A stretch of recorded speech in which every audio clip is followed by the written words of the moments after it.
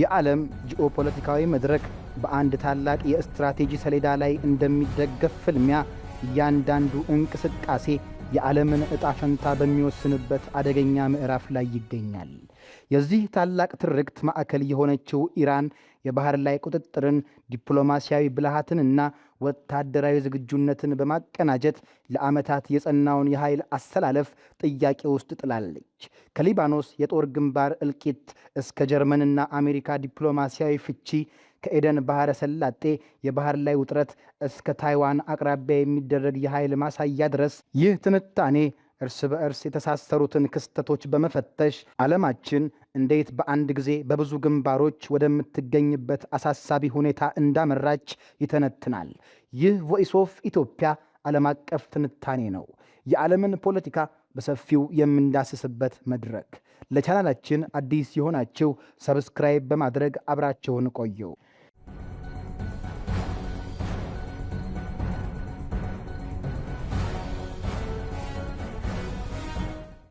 የዚህ ታላቅ ትርክት ማዕከል ደግሞ ኢራን ናት። ቴህራን ላለፉት 2 ወራት በዓለም የኢነርጂ ደም ስር በሆነው የሆርሙዝ ወሽመጥ ላይ የጣለችው ቁጥጥር ሀገሪቱ ያላትን ስትራቴጂካዊ የበላይነት በተግባር እያሳየ ሆኗል። ይህ ቁጥጥር እንዲሁ በአጋጣሚ የተፈጠረ ሳይሆን ለዓመታት የተገነባ የባህር ኃይል አቅም፣ የድሮን ቴክኖሎጂና የሚሳኤል ክምችት ውጤት ነው። ኢራን ከራሷ መርከቦች ውጭ ያለውን የባህር ትራፊክ በመግታት የዓለምን ኢኮኖሚ አንቆ የመያዝ አቅም እንዳላት ለወዳጅና ጠላት አስመስክራለች። የነዳጅ ዋጋ እንዲንር፣ የዓለም አቀፍ የአቅርቦት ሰንሰለት እንዲስተጓጎልና የኢንሹራንስ ወጪዎች እንዲንሩ በማድረግ የኢኮኖሚ ጫናው ዋሽንግተንና አጋሮቿ ላይ እንዲያርፍ አድርጋለች። ይህ እርምጃ ወታደራዊ እርምጃ ብቻ ሳይሆን በዲፕሎማሲው ጠረጴዛ ላይ ትልቅ ካርታ ሆኖ አገልግሏታል። ኢራን ያቀረበችው አዲስ የሰላም ሐሳብ ጦርነቱ እንዲቆም፣ ዳግም ላለመጠቃት ዋስትና እንዲሰጣትና የባህር መንገዱን ለመክፈት ፈቃደኛ መሆኗን ገልጻ የኒውክሌር ጉዳይ ግን ለወደፊት ውይይት እንዲቆይ ማድረጓ ያላትን ስልታዊ ብስለት ያሳያል። ዳግም ላለመጠቃት ዋስትና የሚለው ጥያቄ ከዚህ ቀደም አሜሪካ ከስምምነት ከወጣችበት ሁኔታ የተማረችው ትምህርት መሆኑን ያሳያል። የኒውክሌር ጉዳይን ለጊዜው ገለል ማድረግ ደግሞ አጣዳፊውን የኢኮኖሚና የደህንነት ቀውስ ለመፍታት ቅድሚያ መስጠቷንና በተመሳሳይ ሰዓት የረጅም ጊዜ የመደራደሪያ አቅሟን ላለማጣት መወሰኗን ያመላክታል። ቴህራን የኒውክሌር ፕሮግራሟ ሰላማዊ መሆኑን ብትገልጽም ይህንኑ ጉዳይ እንደ መደራደሪያ ካርድ በመጠቀም ዋሽንግተንን ከፍተኛ አጣብቂኝ ውስጥ ከታታለች። በዋይት ሃውስ በኩል ያለው ምላሽ ግን የተደበላለቀ ነው። ፕሬዝዳንት ትራምፕ በኢራን ሐሳብ አልረካሁም ማለታቸው አሜሪካ አሁንም የኢራንን የኒውክሌር ተጽዕኖ ሙሉ በሙሉ የማምከን ዓላማ እንዳላት ያሳያል። ዋሽንግተን የምትፈልገው ኢራን እንድትደራደር ሳይሆን ያላትን አቅም በሙሉ አውልቃ እጅ እንድትሰጥ ነው። ሆኖም ግን ይህ የአሜሪካ ጽኑ አቋም በምዕራባውያን አጋሮች መካከል ግልጽ የሆነ ስንጥቅ እየፈጠረ ነው። በተለይም በጀርመንና በአሜሪካ መካከል ያለው ግንኙነት ወደ ታይቶ የማይታወቅ ዝቅተኛ ደረጃ ላይ መውረዱ የዚህ ጦርነት ሌላኛው ገጽታ ነው። ቻንስለር ፍሬድሪች ሜርዝ አሜሪካ በኢራን ጦርነት ውስጥ ግልጽ የሆነ መውጫ መንገድ የላትም ብለው መተቸታቸውና ኢራናውያን አሜሪካንን በንግግር ጠረጴዛ ላይ እያዋረዱ ነው ማለታቸው በአውሮፓና በዋሽንግተን መካከል ያለውን የፖሊሲ ልዩነት ቁልጭ አድርጎ ያሳያል። የአውሮፓ ሀገራት ከጦርነቱ የሚመነጨውን የኢኮኖሚ ጫናና የስደተኞች ፍልሰት በቀጥታ የሚቀበሉ በመሆናቸው ከወታደራዊ መፍትሄ ይልቅ ዲፕሎማሲያዊ መውጫን ይመርጣሉ። አሜሪካ 5000 ወታደሮቿን ከጀርመን ለማስወጣት መወሰኗ ይህንኑ ዲፕሎማሲያዊ ፍጥጫ ተከትሎ የመጣ የቅጣት እርምጃ ከመሆኑም በላይ ዋሽንግተን በአውሮፓ ደህንነት ላይ የነበራትን ቁርጠኝነት ጥያቄ ውስጥ የሚከት ነው። ወደ ሊባኖስ ስንመለስ ደግሞ የጦርነቱ ሰብአዊ ዋጋ እጅግ ዘግናኝ መሆኑን እንረዳለን። የእስራኤል የአየር ድብደባ በደቡባዊ ሊባኖስ በሚገኙ ሰላማዊ መንደሮች ላይ እያደረሰ ያለው እልቂት፣ የሆስፒታሎችና ትምህርት ቤቶች መውደም እንዲሁም በሚሊዮን የሚቆጠሩ ዜጎች መፈናቀል ዓለም አቀፉን ማህበረሰብ አስቆጥቷል። ይህ ሁኔታ በጦርነት ውስጥ የሞራል የበላይነትን ማን ሊይዝ እንደሚችል በሚደረገው ትግል እስራኤልን ተጋላጭ አድርጓታል። በተባበሩት መንግስታት ድርጅት የጸጥታው ምክር ቤት በኩል ቻይና የወሰደችው አቋም የቤጂንግን እያደገ የመጣ ዲፕሎማሲያዊ ተጽዕኖ በግልጽ ያሳያል። አምባሳደር ፉኮንግ እስራኤል ድብደባዋን እንድታቆምና የዓለም አቀፍ የሰብአዊ ሕግን እንድታከብር ያቀረቡት ጥሪና የሰላም አስከባሪ ኃይሉ ከአካባቢው እንዳይወጣ ያላት ጽኑ ፍላጎት ቻይና በመካከለኛው ምስራቅ እንደ ሚዛናዊ ገንቢ ኃይል ለመታየት የምታደርገው ጥረት አካል ነው። በሊባኖስ ያለው ሁኔታ ትንሽ እሳት እንጂ ሰላም አለመሆኑን የገለጹት አምባሳደሩ ግጭቱ በአግባቡ ካልተያዘ በቀላሉ ወደ መላው ክልል የሚዛመት ሰደድ እሳት የመሆን እድሉ ሰፊ መሆኑን አስጠንቅቀዋል። የባህር ላይ ስጋት ከሆርሙዝ ወሽመጥ አልፎ ወደ የመን ጠረፍና ወደ ሶማሊያ ባህር ተስፋፍቷል። የዩሬካ ነዳጅ ጫኝ መርከብ በታጠቁ ኃይሎች መታገት በቀይ ባህርና በኤደን ባህረ ሰላጤ ላይ ያለውን የንግድ ደህንነት ጥያቄ ውስጥ ጥሎታል።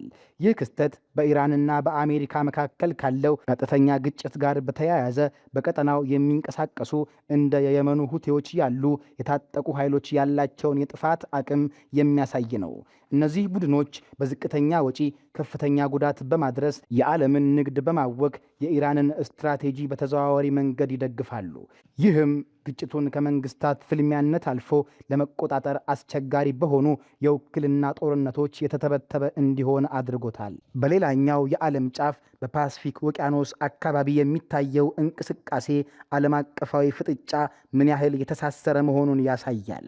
አሜሪካና ፊሊፒንስ በታይዋን አቅራቢያ ያካሄዱት ወታደራዊ ልምምድ በተለይም የኤንኤምኢኤስአይኤስ ጸረ መርከብ ሚሳኤል ስርዓት ማሳያ ለቻይና የተላከ ግልጽ የመከላከል መልእክት ነው። ዋሽንግተን በመካከለኛው ምስራቅ በጦርነት ተጠምዳ ቢሆንም በኤዥያ ፓሲፊክ ያላትን የበላይነት ለማስጠበቅና ለወዳጆቿ ታይዋን፣ ፊሊፒንስ፣ ጃፓን ያላትን ድጋፍ ለማረጋገጥ ወደኋላ እንደማትል እያሳየች ነው። ይህ የሁለት ግንባር ስትራቴጂ የአሜሪካን ወታደራዊና ኢኮኖሚያዊ አቅም በእጅጉ የሚፈትን ሲሆን ቤጂንግ ይህን አጋጣሚ በመካከለኛው ምስራቅ ያላትን ዲፕሎማሲያዊ ተጽዕኖ ለማሳደግ እየተጠቀመችበት ነው። የዚህ ሁሉ ሁከት ጥላ እስከ ለንደን፣ ፓሪስና ኒውዮርክ ጎዳናዎች ድረስ አርፏል። በዩናይትድ ኪንግደም የታወጀው የሽብር ስጋት የመካከለኛው ምስራቅ ግጭት በዓለም አቀፍ ደረጃ ያለውን የደህንነት ስጋት እንዴት ከፍ እንዳደረገው ቀጥተኛ ማሳያን። ግጭቱ በምዕራባውያን ከተሞች የሚኖሩ ዜጎችን በማነሳሳት ወይም የሽብር ቡድኖችን በቀል እንዲፈጽሙ በማበረታታት ጦርነቱ ጂኦግራፊያዊ ወሰን እንደሌለው ያረጋግጣል።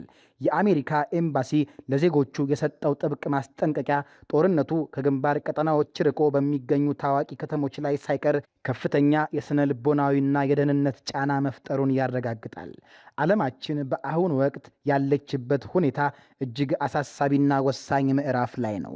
የኢራን ስትራቴጂካዊ የመከላከል አቅም፣ የባህር ላይ ቁጥጥርና ዲፕሎማሲያዊ ብልሃት አሜሪካና እስራኤል ቀደም ሲል የነበራቸውን ፍጹም የበላይነት ጥያቄ ውስጥ ጥሎታል። ቴሄራን በአንድ በኩል በባህር ላይ ያላትን የበላይነት በመጠቀም የዓለምን ኢኮኖሚ ስጋት ላይ ስትጥል፣ በሌላ በኩል ደግሞ በዲፕሎማሲው መድረክ በሳል የሆኑ ሐሳቦችን በማቅረብ አሜሪካንና እስራኤልን ለብቻቸው የመነጠል ሥራ እየሰራች ትገኛለች። በአንጻሩ እስራኤል በሊባኖስና በኢራን ላይ የምታካሄደው ጥቃት ሀገሪቱን ከዓለም አቀፉ ማህበረሰብ እያራቃት መሆኑን ማየት ይቻላል። ቻይናና ቁልፍ የአውሮፓ ሀገራት ለአሜሪካና ለእስራኤል የነበራቸውን ያለምንም ጥያቄ ድጋፍ መቀነሳቸው የኃይል ሚዛኑ ቀስ በቀስ ወደ ኢራንና ወደ አጋሮቿ እያዘነበለ መሆኑን የሚጠቁም ነው።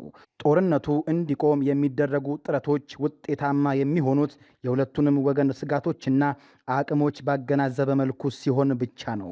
የኃይል እርምጃ ብቻውን ዘላቂ ሰላምን እንደማያመጣና ይልቁንም የዓለምን ኢኮኖሚና ደህንነት ይበልጥ አደጋ ላይ እንደሚጥል ካለፉት 2 ወራት ክስተቶች በግልጽ መረዳት ይቻላል። የነገዋ ዓለም ቅርጽ የሚወሰነው ዛሬ በሚደረጉት የዲፕሎማሲያዊ እሰጥ ገባዎችና በሀያላን ሀገራት መካከል በሚፈጠሩ አዳዲስ ስምምነቶች ወይም ፍጥጫዎች ይሆናል።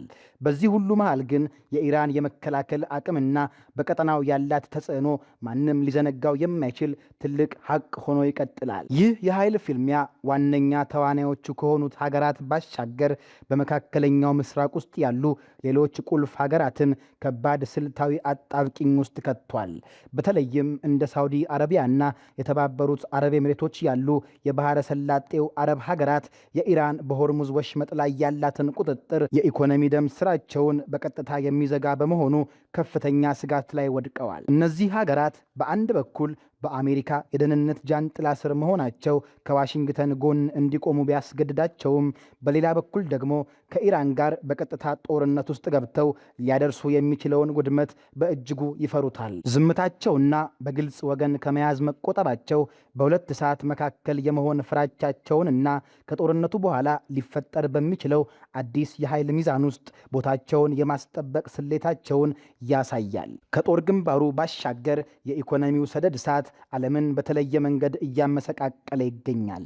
የነዳጅ ዋጋ መናርና የአቅርቦት ሰንሰለት መስተጓጎል በምዕራባውያን ሀገራት የዋጋ ንረትን ከማባባሱም በላይ ከግጭቱ ጋር ምንም ግንኙነት የሌላቸውን በማደግ ላይ ያሉ የአፍሪካ የኤዥያና የላቲን አሜሪካ ሀገራትን ኢኮኖሚ ክፉኛ እየጎዳ ነው። እነዚህ ሀገራት ከፍ ላለው የኃይልና የምግብ ዋጋ እየተዳረጉ ሲሆን ይህም የውስጥ አለመረጋጋትና ሰብአዊ ቀውስን ሊያስከትል ይችላል። ይህ ሁኔታ በበኩሉ በአሜሪካና በአጋሮቿ ላይ ከፍተኛ ዲፕሎማሲያዊ ጫና በመፍጠር ጦርነቱ የዓለም አቀፍ ደቡብን ኢኮኖሚ መስዋዕት እያደረገ ነው የሚል ትችት እንዲሰነዘርባቸው በር ከፍቷል።